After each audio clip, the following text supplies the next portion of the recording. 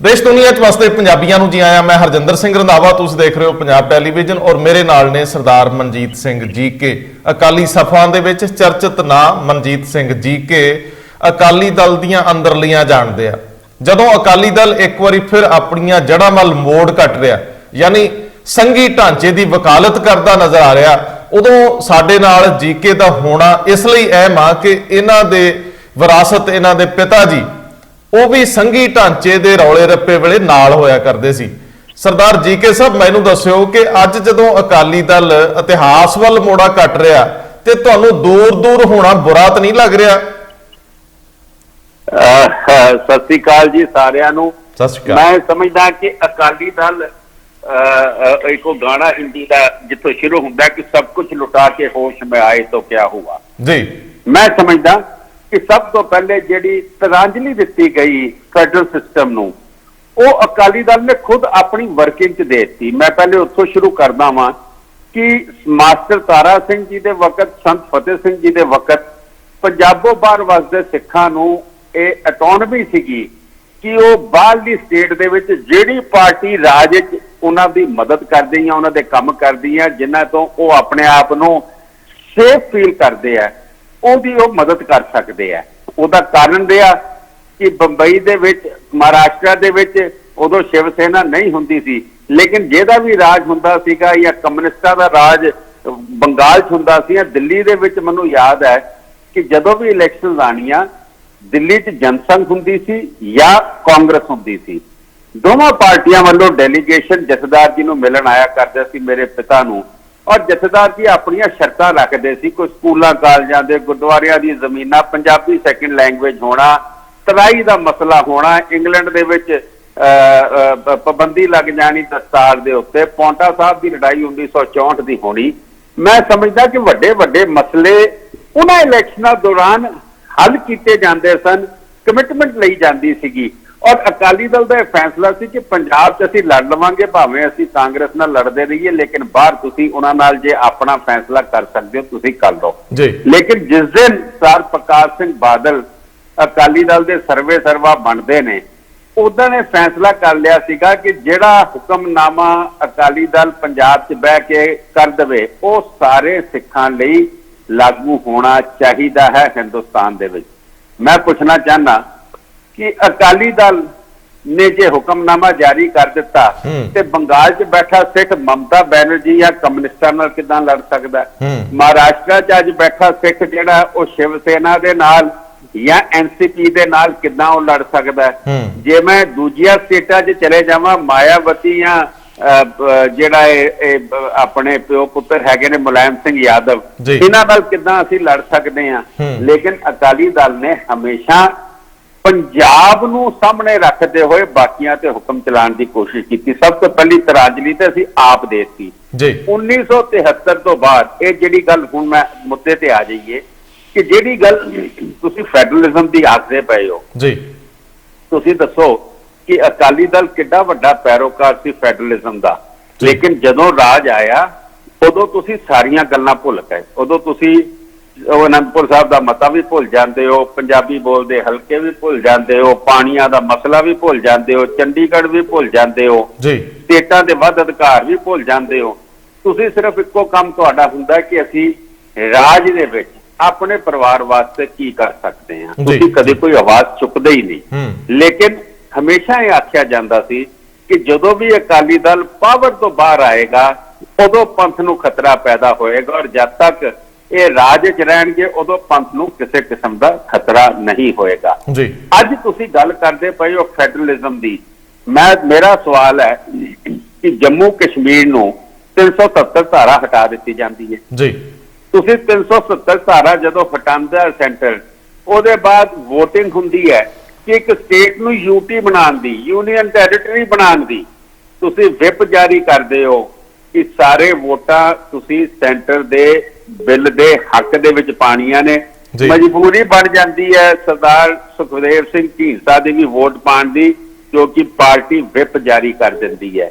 मैं ये समझदा वां अज तुसीं जदों बाहर सड़क ते आ जांदे हो, तुसीं वापस आनंदपुर साहब दे मते हल नूं जाण दी गल करदे हो, तुसीं ਬਾਕੀ ਤੇ ਗੱਲਾਂ ਛੱਡ ਦਿਓ, ਸਿੱਖਾਂ ਦੇ ਵਿੱਚ ਹੀ ਤੁਹਾਡਾ ਆਪਣਾ ਵਿਸ਼ਵਾਸ ਗੁੰਮ ਚੁੱਕਾ ਹੈ, ਸਿੱਖਾਂ ਦੇ ਵਿੱਚ ਤੁਹਾਡੀ ਕ੍ਰੈਡੀਬਿਲਿਟੀ ਖਤਮ ਹੋ ਚੁੱਕੀ ਹੈ। ਅੱਜ ਤੁਸੀਂ ਇਹ ਗੱਲਾਂ ਛਾਪ ਕੇ ਅਖਬਾਰਾਂ ਦੇ ਵਿੱਚ, ਤੁਸੀਂ ਪ੍ਰੋਟੈਸਟ ਦੇ ਵਿੱਚ ਕਰਕੇ, ਤੁਸੀਂ ਪ੍ਰੈਸ ਕਾਨਫਰੰਸਾਂ ਕਰਕੇ ਲੈ ਕੇ ਤੇ ਆਓਗੇ, ਲੇਕਿਨ ਤੁਹਾਡੇ ਨਾਲ ਉਹੀ ਹੋਣਾ ਹੈ ਕਿ ਤੁਸੀਂ ਆਪ ਹੀ ਤੁਰੇ ਰਹੋਗੇ। ਜਿੱਦਾਂ ਤੁਸੀਂ ਹੁਣ 3 ਤਖਤਾਂ ਤੋਂ ਇੱਕ ਨਗਰ ਕੀਰਤਨ ਕੱਢਿਆ, ਤੁਸੀਂ ਕਿਸਾਨਾਂ ਦਾ ਜਿਹੜਾ ਐਜੀਟੇਸ਼ਨ ਹੈ ਉਸਨੂੰ ਡਿਰੇਲ ਕਰਨ ਦੀ ਕੋਸ਼ਿਸ਼ ਕੀਤੀ, ਤੁਸੀਂ ਉਹਨਾਂ ਦੀ ਬਣਾਇਆ ਹੋਇਆ ਪ੍ਰੈਸ਼ਰ ਖੁਦ ਆਪਣੀ ਵੋਟਾਂ ਲੱਭਣ ਚ ਔਰ ਆਪਣੀ ਖੋਈ ਹੋਈ ਜਿਹੜੀ ਤੁਹਾਡੀ ਰਾਜਨੀਤੀ ਗਰਾਊਂਡ ਹੈ ਉਸ ਨੂੰ ਲੱਭਣ ਦੀ ਤੁਸੀਂ ਕੋਸ਼ਿਸ਼ ਕੀਤੀ। ਮੈਂ ਇਹ ਸਮਝਦਾ ਵਾਂ ਕਿ ਤੁਸੀਂ ਇਸ ਇਸ਼ੂ ਦੇ ਉੱਤੇ ਵੀ ਬੁਰੀ ਤਰ੍ਹਾਂ ਫੇਲ ਹੋਵੋਗੇ, ਲੋਕੀ ਤੁਹਾਡੇ ਤੇ ਵਿਸ਼ਵਾਸ ਨਹੀਂ ਕਰਨਗੇ, ਕਿਉਂਕਿ ਤੁਸੀਂ ਜਦੋਂ ਮੌਕਾ ਆਇਆ ਉਦੋਂ ਅਕਾਲੀ ਦਲ ਅਗਰ ਸਟੈਂਡ ਲੈ ਜਾਂਦਾ ਔਰ ਵੱਧ ਅਧਿਕਾਰਾਂ ਦੇ ਉੱਤੇ ਅਗਰ ਜੰਮੂ ਕਸ਼ਮੀਰ ਨਾਲ ਖਲੋ ਜਾਂਦਾ, ਮੇਰਾ ਖਿਆਲ ਹੈ ਕਿ ਕਿਤੇ ਨਾ ਕਿਤੇ ਲੋਕਾਂ ਨੇ ਤੁਹਾਡੇ ਤੇ ਵਿਸ਼ਵਾਸ ਕਰਨਾ। ਜੀ ਕੇ ਸਾਹਿਬ, ਮੈਨੂੰ ਇਹ ਦੱਸੋ ਕਿ ਜਦੋਂ ਬੀਜੇਪੀ ਨਾਲੋਂ ਵੱਖ ਹੋਇਆ ਦਲ, ਉਸ ਦਿਨ ਇਹ ਸਭ ਚੇਤੇ ਆਏ, ਲੇਕਿਨ ਅਕਾਲੀ ਦਲ ਤਾਂ ਬੀਜੇਪੀ ਨਾਲੋਂ ਉਸ ਦਿਨ ਵੀ ਵੱਖ ਹੋ ਗਿਆ ਸੀ ਜਦੋਂ ਹਰਿਆਣੇ ਦੇ ਵਿੱਚ ਅਗਲਿਆਂ ਇੱਕ ਵੀ ਸੀਟ ਨਾ ਦਿੱਤੀ।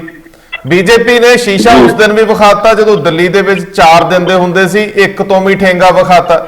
ਇਹ ਤਾਂ ਬਿਲਕੁਲ ਅਣਸਰ ਦੀ ਲੋੜ ਸੀ ਕਿ ਐਨਡੀਏ ਚੋਂ ਬਾਹਰ ਆਉਣਾ ਨਹੀਂ ਤੇ ਪੰਜਾਬ ਦੇ ਲੋਕਾਂ ਨੇ ਬਿਲਕੁਲ ਨਕਾਰ ਦੇਣਾ ਸੀ।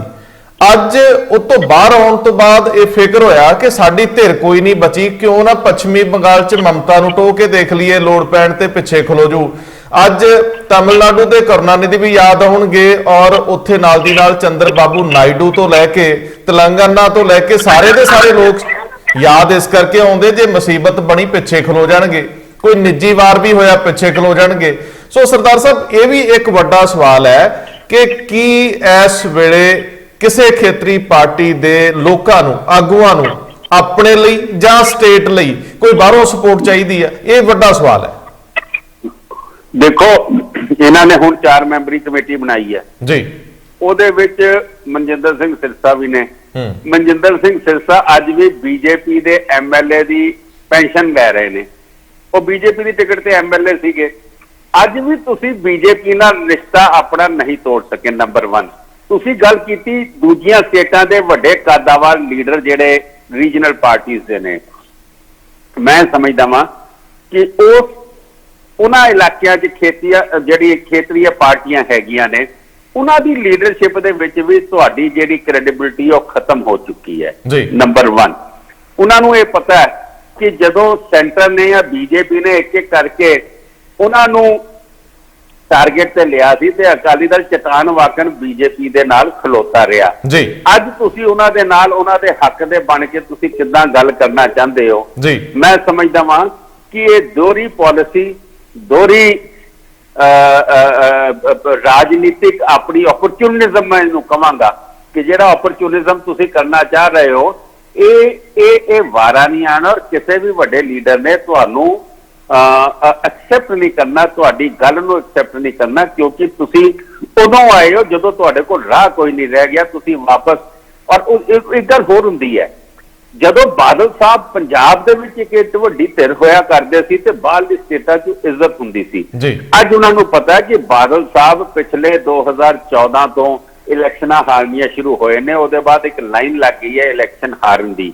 ਔਰ ਜਿਹੜੀ ਗੱਲ ਤੁਸੀਂ ਹੁਣੇ ਕਹੀ ਹੈ, ਹਰਿਆਣੇ 'ਚ ਉਹਨਾਂ ਨੇ ਤੁਹਾਨੂੰ ਬਾਹਰ ਦਾ ਰਸਤਾ ਦਿਖਾਤਾ, ਤੁਹਾਨੂੰ ਟਕੇ ਸਿਰ ਨਹੀਂ ਪੁੱਛਿਆ।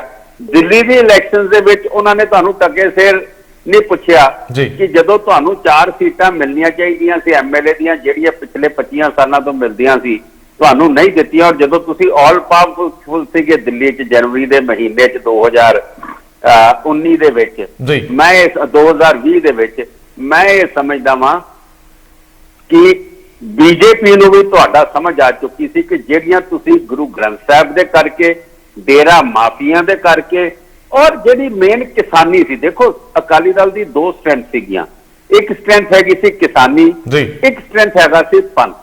ਨਾ ਪੰਥ ਇਹਨਾਂ ਦੇ ਨਾਲ ਲਿਆ ਤੇ ਨਾ ਕਿਸਾਨੀ ਇਹਨਾਂ ਦੇ ਨਾਲ ਰਹੀ, ਤੇ ਬੀਜੇਪੀ ਨੇ ਆਪਣੀ ਪਿੱਠ ਤੇ ਜ਼ਰੂਰ ਭਾਰ ਚੁੱਕਣਾ, ਉਹਨਾਂ ਨੇ ਬਥੇਰਾ ਭਾਰ ਚੁੱਕ ਲਿਆ ਸੀਗਾ। ਅੱਜ ਬੀਜੇਪੀ ਨੇ ਤੁਹਾਨੂੰ ਲਾਂਭੇ ਕਰ ਦਿੱਤਾ, ਔਰ ਜਦੋਂ ਬੀਜੇਪੀ ਨੇ ਲਾਂਭੇ ਕਰ ਦਿੱਤਾ ਉਦੋਂ ਤੁਸੀਂ 75 ਦਾ ਜਿਹੜਾ 1972-73 ਦਾ ਜਿਹੜਾ ਅਨੰਦਪੁਰ ਸਾਹਿਬ ਰੈਜ਼ੋਲੂਸ਼ਨ ਕੱਢ ਕੇ ਲਿਆਇਓ ਔਰ ਉਸ ਦੀਆਂ ਤੁਸੀਂ ਉਹ 17 ਤੇ ਉਹ ਲਾਈਨਾਂ ਤੇ ਉਹ ਰੈਜ਼ੋਲੂਸ਼ਨ ਕੱਢ ਕੇ ਉਸ ਨੂੰ ਹੁਣ ਨਵੇਂ ਕਾਗਜ਼ਾਂ ਤੇ ਛਾਪ ਕੇ ਤੇ ਤੁਸੀਂ ਇੰਟਰਨੈਟ ਤੇ ਲੋਕਾਂ ਦੇ ਅੱਗੇ ਲਿਆਉਣ ਲੱਗੇ ਹੋ ਕਿ ਅਕਾਲੀ ਦਲ ਆਪਣੀ ਮੇਨ ਜਿਹੜੀ ਜੜ ਹੈ ਉਸ ਤੇ ਪਹਿਰਾ ਦੇਗਾ। ਮੈਨੂੰ ਇਹ ਦੱਸਿਓ, ਮੈਨੂੰ ਜੇਕੇ ਸਾਹਿਬ ਇਹ ਜ਼ਰੂਰ ਦੱਸਿਓ ਕਿ ਅੱਜ ਸੰਘੀ ਢਾਂਚੇ ਦੀ ਗੱਲ ਕਰਨੀ ਉਹ ਵੀ ਅਕਾਲੀ ਦਲ ਵੱਲੋਂ ਕੀ ਰੈਲੇਵੈਂਟ ਵੀ ਹੈ ਕਿ ਅੱਜ ਨਗਾਰਖਾਨੇ 'ਚ ਤੋਤੀ ਦੀ ਕੋਈ ਆਵਾਜ਼ ਸੁਣੂ ਜਦੋਂ ਮੋਦੀ ਵਰਗਾ ਸ਼ਾਸਕ ਜ਼ਬਰਦਸਤ ਲੋਕਾਂ ਦਾ ਸਮਰਥਨ ਲੈ ਕੇ ਸਰਕਾਰ 'ਚ ਭਾਰੀ ਬਹੁਮਤ ਆ ਉਹਨਾਂ ਕੋਲੇ, ਉਹਨਾਂ ਨੂੰ ਫਰਕ ਪੈਂਦਾ ਕਿ ਕੋਈ 2 ਮੈਂਬਰ ਜਿਨ੍ਹਾਂ ਦੇ ਲੋਕ ਸਭਾ 'ਚ ਔਰ 2 ਉਧਰ ਰਾਜ ਸਭਾ ਦੇ ਵਿੱਚ ਨੇ ਉਹਨਾਂ ਦੀ ਗੱਲ ਸੁਣ ਲੈਣ। ਕੀ ਇਸ ਵੇਲੇ ਅਕਾਲੀ ਦਲ ਦਾ ਆਪਣਾ ਜਿਹੜਾ ਵਜੂਦ ਆ ਇਹ ਪ੍ਰੈਸ਼ਰ ਬਣਾਉਣ ਦੇ ਕਾਬਿਲ ਹੈ? ਚੰਗੀ ਗੱਲ ਆ ਸੰਘੀ ਢਾਂਚੇ ਦੀ ਵਕਾਲਤ ਕਰਨਾ, ਚੰਗੀ ਗੱਲ ਆ ਰਾਜਾਂ ਨੂੰ ਵੱਧ ਵਿੱਤੀ ਅਧਿਕਾਰ ਦੇਣ ਦੀ ਗੱਲ ਕਰਨਾ, ਲੇਕਿਨ ਜਦੋਂ ਰਾਜਾਂ ਲਈ ਵੱਧ ਵਿੱਤੀ ਅਧਿਕਾਰ ਲੈਣ ਦਾ ਵੇਲਾ ਸੀ, ਵਾਜਪਾਈ ਉੱਪਰ ਸੀ, ਥੱਲੇ ਬਾਦਲ ਸਾਹਿਬ ਸੀ, ਉਦੋਂ ਤੱਕ ਕਿਸੇ ਨੇ ਪੂਣੀ ਨਾ ਕੱਤੀ। ਔਰ ਜਦੋਂ ਹੁਣ ਇੱਥੇ ਥੱਲੇ ਸੁਖਬੀਰ ਬਾਦਲ ਔਰ ਸਰਦਾਰ ਪ੍ਰਕਾਸ਼ ਸਿੰਘ ਬਾਦਲ ਸੀਗੇ ਔਰ ਉੱਤੇ ਮੋਦੀ ਸਾਹਿਬ ਸੀਗੇ, ਉਦੋਂ ਵੀ ਇਹ ਲਗਭਗ ਆਪਾਂ ਸਰਾਣੇ ਬਾਹ ਦੇ ਕੇ ਸੌਂ ਰਹੇ, ਸੱਤਾ ਦਾ ਆਨੰਦ ਮਾਣਦੇ ਰਹੇ। ਕੀ ਰੈਲੇਵੈਂਟ ਹੈ ਕਿ ਸੱਤਾ ਤੋਂ ਪਾਸੇ ਰਹਿ ਕੇ ਇਹ ਗੱਲਾਂ ਕਰਨੀਆਂ ਔਰ ਸੱਤਾ ਦੀ ਖਾਤਰ ਕਰਨੀਆਂ ਕਿ ਸੱਤਾ ਮਿਲ ਜੇ ਅਸੀਂ ਲੋਕਾਂ ਦਾ ਹਮਦਰਦੀ ਔਰ ਸਿੰਪਥੀ ਲੈ ਲਈਏ? ਦੇਖੋ ਇੱਕ ਗੱਲ ਸਮਝ ਲਓ, ਜਿਹੜਾ ਵੀ ਬੰਦਾ ਸੈਂਟਰ ਸਰਕਾਰ 'ਚ ਹੁੰਦਾ ਹੈ ਉਹ ਭਾਵੇਂ ਕੋਈ ਹੋਵੇ, ਉਹਨਾਂ ਕੋਲ ਇੰਟੈਲੀਜੈਂਸ, ਉਹਨਾਂ ਕੋਲ ਸਾਰੀਆਂ ਰਿਪੋਰਟਾਂ ਹੁੰਦੀਆਂ ਨੇ ਜੀ। ਭਾਵੇਂ ਅਕਾਲੀ ਦਲ ਨੂੰ, ਮੈਂ ਤੁਹਾਡੀ ਗੱਲ ਅੱਜ ਮੈਂ ਵੀ ਮੰਨਦਾ ਔਰ ਮੈਂ ਵੀ ਕਹਿੰਦਾ ਕਿ ਤੁਹਾਡੇ ਪੱਲੇ ਹੈ ਕਿ 2 MP ਲੈ ਕੇ ਤੁਸੀਂ ਬੈਠੇ ਹੋ, ਤੁਹਾਡਾ ਵਜੂਦ ਕੀ ਹੈ। ਮੈਂ ਕਹਿੰਦਾ ਇਹਨਾਂ ਕੋਲ ਇੱਕ ਵੀ MP ਨਾ ਹੋਵੇ, ਲੇਕਿਨ ਪੰਜਾਬ ਦੀ ਖਲਕਤ, ਪੰਜਾਬ ਦੀ ਜਨਤਾ ਅਗਰ ਅਕਾਲੀ ਦਲ ਦੇ ਪਿੱਛੇ ਖੜੀ ਹੈ, ਮੋਦੀ ਚਾਹੇ ਮੋਦੀ ਦਾ ਪਿਓ ਵੀ ਹੋਵੇ, ਉਹਨੂੰ ਆ ਕੇ ਅਕਾਲੀ ਲੀਡਰਸ਼ਿਪ ਨਾਲ ਗੱਲ ਕਰਨੀ ਪਏਗੀ। ਪ੍ਰੋਬਲਮ ਤੇ ਇਹ ਹੈਗੀ ਹੈ ਕਿ ਅਕਾਲੀ ਦਲ ਤੇ ਵੱਡਾ ਪ੍ਰੈਸ਼ਰ ਇਹ ਹੈਗਾ ਕਿ ਇਹਨਾਂ ਦੇ ਕੋਲ ਆਪਣਾ ਜਿਹੜਾ ਵੋਟ ਬੈਂਕ ਹੈ ਉਹੀ ਨਹੀਂ ਰਿਹਾ ਤੇ ਇਹਨਾਂ ਦੀ ਪਰਵਾਹ ਕਿੰਨੇ ਕਰਨੀ ਹੈ। ਇਹ ਭਾਵੇਂ ਮੋਦੀ ਹੋਵੇ, ਭਾਵੇਂ ਮਮਤਾ ਬੈਨਰਜੀ ਹੋਵੇ, ਭਾਵੇਂ ਮੁਲਾਇਮ ਸਿੰਘ ਹੋਵੇ, ਕਿਸੇ ਨੇ ਇਹਨਾਂ ਦੀ ਗੱਲ ਨਹੀਂ ਸੁਣਨੀ, ਕਿਉਂਕਿ ਸਾਰਿਆਂ ਨੂੰ ਪਤਾ ਹੈ ਕਿ ਆਪਣੀ ਸਟੇਟ ਦੇ ਵਿੱਚੋਂ ਇਹ ਨਕਾਰੇ ਜਾ ਚੁੱਕੇ ਨੇ। ਇਸ ਕਰਕੇ ਇਹਨਾਂ ਨੇ ਮੁੱਦੇ ਤੇ ਉਹ ਚੁੱਕ ਲਏ ਜਿਹੜੇ ਮੁੱਦੇ ਚੁੱਕ ਕੇ ਲੋਕਾਂ ਦੇ ਵਿੱਚ ਵੜਨਾ ਚਾਹੁੰਦੇ ਨੇ, ਲੇਕਿਨ ਲੋਕਾਂ ਦੇ ਵਿੱਚ ਇਹਨਾਂ ਦੀ ਕ੍ਰੈਡੀਬਿਲਿਟੀ ਖਤਮ ਹੋ ਚੁੱਕੀ। ਅੱਛਾ ਜੀਕੇ ਸਾਹਿਬ, ਤੁਸੀਂ ਦਿੱਲੀ ਦੇ ਗਲਿਆਰਿਆਂ ਚੋਂ ਸਾਨੂੰ ਇਹ ਦੱਸਿਓ, ਲੋਕਾਂ 'ਚ ਇੱਕ ਭਰਮ ਬੜਾ ਤੇਜ਼ੀ ਨਾਲ ਫੈਲ ਰਿਹਾ ਕਿ ਦਰਅਸਲ ਅਕਾਲੀ ਬੀਜੇਪੀ ਗੱਠਜੋੜ ਟੁੱਟਿਆ ਨਹੀਂ, ਇਹ ਵਕਤ ਦੀ ਨਜ਼ਾਕਤ ਨੂੰ ਸਮਝਦਿਆਂ ਥੋੜੀ ਦੇਰ ਹੋਲਡ ਤੇ ਲਾਇਆ ਗਿਆ। ਦਿੱਲੀ ਦੇ ਜਿਹੜੇ ਸਿਆਸੀ ਹਲਕੇ ਆ ਉੱਥੋਂ ਕੋਈ ਕਨਸੋਬ ਮਿਲਦੀ ਹੈ ਕਿ ਸੱਚਮੁੱਚ ਬੀਜੇਪੀ ਨੇ ਥੋੜੇ ਸਮੇਂ ਦਾ ਇਹਨਾਂ ਨੂੰ ਟਾਈਮ ਦਿੱਤਾ ਕਿ ਜਾਓ ਆਪਣੀ ਮਿੱਟੀ ਜ਼ਮੀਨ ਬਚਾ ਲਓ, ਸਿਆਸੀ ਧਰਾਤਲ ਤੇ ਕੁਝ ਨਵੀਂ ਗੱਲ ਕਰ ਲਓ। ਤੁਹਾਨੂੰ ਲੱਗਦਾ ਹੈ ਕਿ ਸੱਚਮੁੱਚ ਟੁੱਟ ਗਿਆ ਜਾਂ ਅਜੇ ਭਰਮ ਬਾਕੀ ਨੇ? ਦੇਖੋ, ਮੈਨੂੰ ਤਾਂ ਕਿਸੇ ਕਿਸਮ ਦਾ ਭਰਮ ਹੈ ਨਹੀਂਗਾ। ਜੇ ਇਹਨਾਂ ਦੇ ਵਿੱਚ ਮਾੜੀ ਮੋਟੀ ਵੀ ਜਾਨ ਹੁੰਦੀ ਤਾਂ ਫਿਰ ਇਹਨਾਂ ਦੀਆਂ 4 ਟਿਕਟਾਂ ਨਹੀਂ ਕੱਟੀਆਂ ਜਾਣੀਆਂ ਸੀਗੀਆਂ। ਜਿਹੜੀ ਗੱਲ ਤੁਸੀਂ ਵੀ ਹੁਣੇ ਛੇੜੀ ਹੈ, ਜਦੋਂ ਦਿੱਲੀ ਵਿਧਾਨ ਸਭਾ ਦੀ ਚੋਣਾਂ ਆਈਆਂ, ਇਹਨਾਂ ਦੀ ਇਲੈਕਸ਼ਨ, ਇਹਨਾਂ ਦੀਆਂ ਸੀਟਾਂ ਨਹੀਂ ਕੱਟੀਆਂ ਜਾ ਸਕਦੀਆਂ ਸੀਗੀਆਂ। ਅਗਲੇ ਨੇ ਸੀਟਾਂ ਤਾਂ ਕੱਟੀਆਂ ਕਿ ਪੰਜਾਬ ਤੁਹਾਡਾ ਦਿੱਲੀ ਦੇ ਵਿੱਚ ਵੀ ਇਸ ਵੇਲੇ ਸਿੱਖਾਂ ਦੇ ਵਿੱਚ ਵਜੂਦ ਨਹੀਂ ਰਿਹਾ, ਉਹਨਾਂ ਨੇ ਦਿੱਲੀ 'ਚ ਕੱਟਤੀ। ਹਰਿਆਣੇ 'ਚ ਆਖਦੇ ਸੀ ਕਿ ਅਸੀਂ ਸਾਰੀਆਂ ਸੀਟਾਂ ਤੇ ਲੜਾਂਗੇ, ਅਲਟੀਮੇਟਲੀ ਇਹ ਸਾਰੀਆਂ ਸੀਟਾਂ ਹੀ ਛੱਡ ਜਾਂਦੇ ਨੇ। ਮੈਂ ਇਹ ਸਮਝਦਾ ਵਾਂ ਕਿ ਬੀਜੇਪੀ ਨੂੰ ਚੰਗੀ ਤਰ੍ਹਾਂ ਸਮਝ ਹੈਗੀ ਹੈ ਕਿ ਇਹਨਾਂ ਦੇ ਪੱਲੇ ਕੀ ਹੈਗਾ, ਸੋ ਇਸ ਕਰਕੇ ਉਹਨਾਂ ਨੂੰ ਕੋਈ ਭੁਲੇਖਾ ਨਹੀਂਗਾ। ਮੈਂ ਇਹ ਸਮਝਦਾ ਵਾਂ ਕਿ ਜਿਹੜੀ ਗੱਲ ਮੈਂ ਤੁਹਾਡੇ ਨਾਲ ਕੀਤੀ ਹੈ ਕਿ ਇਹ ਤਦ ਤੱਕ ਪਾਰਟੀਆਂ ਜਾਂ ਲੀਡਰ ਤੁਹਾਨੂੰ ਇੱਜ਼ਤ ਦਿੰਦੇ ਨੇ ਜਦੋਂ ਤੁਹਾਡੇ ਪਿੱਛੇ ਖਲਕਤ ਹੋਵੇ। ਜਦੋਂ ਖਲਕਤ ਤੁਹਾਡੇ ਪਿੱਛੇ ਨਹੀਂ ਹੈਗੀ ਉਦੋਂ ਕਿਸੇ ਨੇ ਤੁਹਾਨੂੰ ਨਹੀਂ ਪੁੱਛਣਾ। ਹੁਣ ਭਾਵੇਂ ਤੁਸੀਂ ਫੈਡਰਲ ਸਿਸਟਮ ਲਿਆਓ, ਤੁਸੀਂ ਕਿਸਾਨੀ ਕਰਕੇ ਅਸਤੀਫਾ ਦੇ ਦਿਓ ਸੈਂਟਰ ਦੇ ਵਿੱਚੋਂ, ਆਪ ਤੁਸੀਂ ਦਸਤਖਤ ਕਰਦੇ ਹੋ ਕੈਬਨਿਟ ਦੇ ਵਿੱਚ, ਆਪ ਤੁਸੀਂ ਸ਼ੋਲੇ ਗਾਉਂਦੇ ਹੋ, ਅਖੀਰਲੇ ਦਿਨ ਆ ਕੇ ਅਸਤੀਫਾ ਦੇ ਦਿੰਦੇ ਹੋ। ਸੋ ਨਾ ਕਿਸਾਨ ਤੁਹਾਡੇ ਨਾਲ ਰਹੇ ਨੇ, ਨਾ ਤੁਹਾਡੇ ਨਾਲ ਰਹੇ ਨੇ ਪੰਥ ਰਿਹਾ। ਅੱਜ ਪੰਥਕ ਜਥੇਬੰਦੀਆਂ ਜੋ ਹਾਲਾਤ ਨੇ, ਗੁਰੂ ਗ੍ਰੰਥ ਸਾਹਿਬ ਦਾ ਜੋ ਹੋਇਆ ਜਾਂ ਡੇਰੇ ਮਾਫੀ ਦਾ ਹੋਇਆ, ਇਹ ਬੜੇ ਸਵਾਲ ਅਕਾਲੀ ਦਲ ਦੀ ਲੀਡਰਸ਼ਿਪ ਨੂੰ, ਲੋਕਾਂ ਨੂੰ ਜਵਾਬ ਦੇਣੇ ਪੈਣਗੇ। ਮੇਰਾ ਖਿਆਲ ਹੈ ਕਿ ਉਹ ਜਵਾਬ ਹੁਣ ਇਹਨਾਂ ਦੇ ਕਿਸੇ ਵੀ ਜਿਸਨੂੰ ਕਹਿੰਦੇ ਆ ਕਿ ਕ੍ਰੈਡੀਬਿਲਿਟੀ ਵਾਲੇ ਪਾਸੇ ਇਹਨਾਂ ਨੂੰ ਨਹੀਂ ਲਿਜਾਣ ਲੱਗੇ, ਇਹ ਡਾਊਨਫਾਲ ਵਾਲੇ ਪਾਸੇ ਹੀ ਜਾਣ। ਅੱਛਾ, ਮੈਨੂੰ ਇਹ ਦੱਸਿਓ ਕਿ ਜੇ ਮਨਜੀਤ ਸਿੰਘ ਜੀਕੇ ਅੱਜ ਦੇ ਦਿਨ ਕੋਰ ਕਮੇਟੀ 'ਚ ਹੁੰਦੇ ਜਾਂ ਸੁਖਬੀਰ ਦੇ ਸਲਾਹਕਾਰ ਹੁੰਦੇ ਜਾਂ ਨਾਲ ਢੁੱਕ ਕੇ ਬਹਿਣ ਵਾਲਿਆਂ 'ਚ ਹੁੰਦੇ ਤੇ ਐਸੇ ਹਾਲਾਤ ਵਿੱਚ ਜਦੋਂ ਅਕਾਲੀ ਦਲ ਕ੍ਰੈਡੀਬਿਲਟੀ ਬਚਾਉਣ ਦੇ ਚੱਕਰ 'ਚ ਫਸਿਆ, ਉਦੋਂ ਕੀ ਸਲਾਹ ਦਿੰਦੇ ਤੁਸੀਂ ਉਹਨਾਂ ਨੂੰ? ਦੇਖੋ ਜੀ, ਜਦੋਂ ਇਹ ਡੇਰਾ ਮਾਫੀ ਹੋਈ ਸੀ ਔਰ ਜਦੋਂ ਬਾਈਬਲ ਕਲਾਂ ਹੋਇਆ ਸੀ ਨਾ ਜੀ, ਉਦੋਂ ਮਨੂੰ ਬਾਦਲ ਸਾਹਿਬ ਨੇ ਔਰ ਸੁਖਬੀਰ ਸਿੰਘ ਹੋਰਾਂ ਨੇ ਦਿੱਲੀੋਂ ਬੁਲਾਇਆ ਸੀਗਾ। ਮੈਂ ਉਹਨਾਂ ਨੂੰ ਇੱਕੋ ਗੱਲ ਆਖੀ ਸੀ ਕਿ ਮੈਂ 2014 ਦੀ ਇਲੈਕਸ਼ਨ ਤੋਂ ਬਾਅਦ ਤੁਹਾਨੂੰ ਦੱਸਦਾ ਸੀਗਾ, ਜਦੋਂ ਜੇਟਲੀ ਸਾਹਿਬ ਉੱਥੇ ਹਾਰੇ ਸੀਗੇ, ਕਿ ਆਪਣਾ ਕੰਮ ਖਰਾਬ ਹੋ ਚੁੱਕਾ ਹੈ ਔਰ ਲੋਕਾਂ ਦੇ ਵਿੱਚ ਇਹ ਚਲੇ ਗਿਆ ਕਿ ਇਹ ਰੇਤਾ ਵੇਚਣ ਵਾਲੇ, ਇਹ ਚਿੱਟੇ ਨੂੰ ਪ੍ਰਮੋਟ ਕਰਨ ਵਾਲੇ, ਇਹ ਕਬਜ਼ੇ ਕਰਨ ਵਾਲੇ ਔਰ ਇਹ ਪਰਚੇ ਦਰਜ ਕਰਨ ਵਾਲੀ ਪਾਰਟੀ ਹੋ ਗਈ ਆ। ਅੱਜ ਅਕਾਲੀ ਦਲ ਦੇ ਵਿੱਚ ਜਿਹੜੇ ਇਹਨਾਂ ਨੇ ਪਿਛਲੇ ਦਿਨਾਂ 'ਚ 3 ਵੱਡੇ ਜਲੂਸ ਕੱਢੇ ਆ ਨਾ, ਉਹਦੇ ਵਿੱਚ ਵੀ ਕਈ ਜਿਹੜੇ ਟ੍ਰੈਡੀਸ਼ਨਲ ਅਕਾਲੀ ਸੀ ਉਹ ਇਹੀ ਕਹਿ ਰਹੇ ਸੀ ਵੀ ਜਿਨ੍ਹਾਂ ਨੇ ਰੇਤਾ ਦੇ ਉਹ ਖੱਡਾਂ ਲਈਆਂ ਸੀਗੀਆਂ ਉਹ ਜਾਣ ਨਾ, ਹੁਣ ਅੱਗੇ ਅਸੀਂ ਕਿਉਂ ਜਾਈਏ। ਮੈਂ ਇਹ ਸਮਝਦਾ ਵਾਂ, ਉਦੋਂ ਮੈਂ ਆਖਿਆ ਸੀ ਬਾਦਲ ਸਾਹਿਬ ਨੂੰ ਕਿ ਬਾਦਲ ਸਾਹਿਬ ਤੁਹਾਡੇ ਕੋਲ ਕੋਈ ਰਸਤਾ ਨਹੀਂ ਕਿ ਤੁਸੀਂ ਅਕਾਲ ਤਖਤ ਸਾਹਿਬ ਤੇ ਇੱਕ ਨਿਮਾਣੇ ਜਿਹੇ ਸਿੱਖ ਹੋ ਕੇ ਪੇਸ਼ ਹੋ ਜਾਓ ਔਰ ਇਹ ਆਖਦੇ ਹੋ ਕਿ ਮੈਂ ਸਰਕਾਰ ਦਾ ਮਾਲਕ ਆ, ਮੈਂ ਚੀਫ ਮਿਨਿਸਟਰ ਦਾ, ਮੇਰੇ ਤੋਂ ਗਲਤੀ ਹੋਈ ਆ। ਕਿਤੇ ਨਾ ਕਿਤੇ ਲੋਕਾਂ ਦੇ ਵਿੱਚ ਦਇਆ ਦਾ ਖਾਤਾ ਆ ਸਕਦਾ ਤੁਹਾਡੀ ਜੈਨੂਇਨਿਟੀ ਦੇਖ ਕੇ। ਮੈਂ ਇਹ ਸਮਝਦਾ ਵਾਂ ਕਿ ਉਦੋਂ ਇਹਨਾਂ ਨੇ ਇਹ ਗੱਲ ਮੰਨ ਕੇ ਵੀ ਨਹੀਂ ਕੀਤੀ ਔਰ ਜੇ ਗਏ ਆ ਉਸ ਤੋਂ ਸਾਲ 2 ਸਾਲ ਬਾਅਦ ਪੂਰਾ ਅਕਾਲੀ ਦਲ ਲੈ ਕੇ ਉੱਥੇ 3 ਦਿਨ ਜੋ ਡਰਾਮਾ ਹੁੰਦਾ ਰਿਹਾ, ਉਹ ਐਜ਼ ਏ ਨਿਮਾਣੇ ਸਿੱਖ ਵਜੋਂ ਨਹੀਂ ਗਏ ਸੀ, ਐਜ਼ ਏ ਹੁਕਮਰਾਨ ਵਜੋਂ ਗਏ ਸੀਗੇ। ਮੈਂ ਸਮਝਦਾ ਲੋਕਾਂ ਨੇ ਐਕਸੈਪਟ ਨਹੀਂ ਕੀਤਾ। ਉਹ ਗੱਡੀ ਲੰਘ ਚੁੱਕੀ ਹੈ।